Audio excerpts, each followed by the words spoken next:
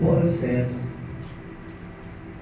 "For I received the Lord what I also pass on to you. The Lord Jesus, on the night he was betrayed, took bread, and when he had given thanks, he broke it and said, 'This is my body, which is for you. Do this in remembrance of me.' In the same way, after supper, he took the cup, saying, 'This cup is the new covenant in my blood. Do this whenever you drink it in remembrance of me. For whenever you eat this bread and drink this cup, you proclaim the Lord's death until He comes.'" Tayo po'y manalangin po. Marami pong salamat. Bahagi po kami ng huling hapunan. Bahagi po kami ng bagong tipan. Hindi dahil sa ginawa po namin para sa inyo, kundi ang ginawa niyo po sa amin. Ang tinapay nito ay simbolo ng iyong katawan na nabalubay sa krus, inaray niyo po sa amin. Ang saro na inumin po ay simbolo ng dugo na lumalay sa inyong katawan, nabutos. Sabagat kung wala pong dugo, wala pong pagtutubos. If there's no blood, there's no redemption. Kayong kordero ng Diyos na nagalis ng kasalanan at sanlibutan. Salamat po sa inyo. Salamat sa aral po ninyo. Salamat sa pagliligtas at kapatawaran ng aming kasalanan. Tunay nga, Panginoon, lahat ng aming mga naisip, nasabi, nagawa. Patawarin niyo po kami ang kasama po ng iyong banal na dugo. Salamat po. Ito ang aming dalangin sa ngalan ni Jesus. Amen. Panahin po natin ang tinapay po.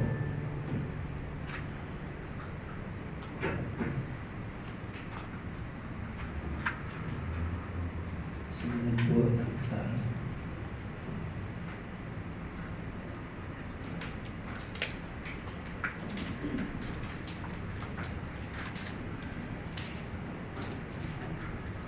Magtapos tayo sa panalangin.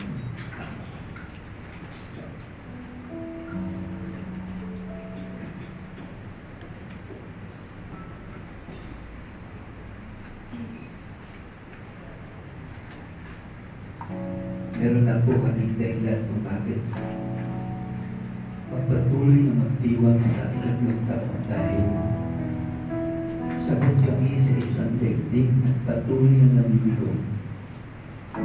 Patuloy na papawasak. Dahil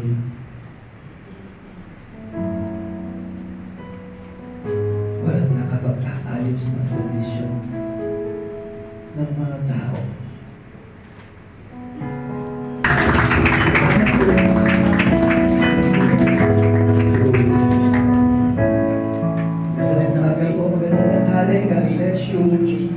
And greet one another with a smile on your face. God bless you. See you next Sunday.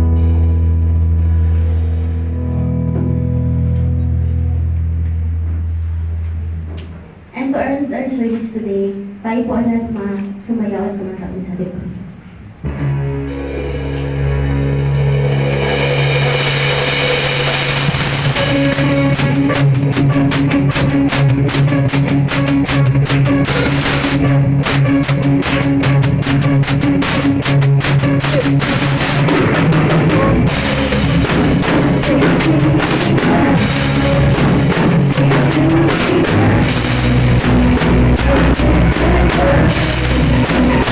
We'll be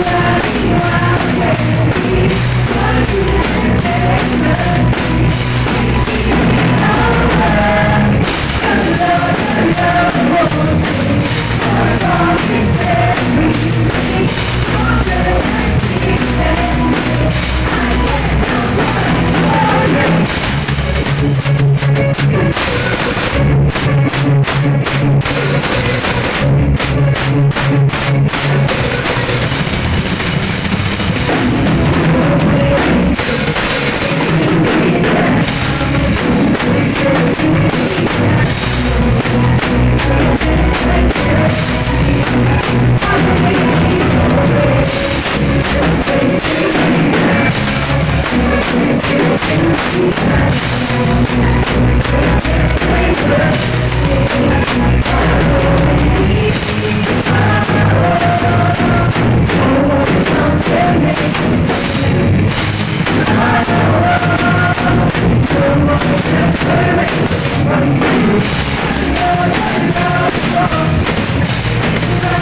wild,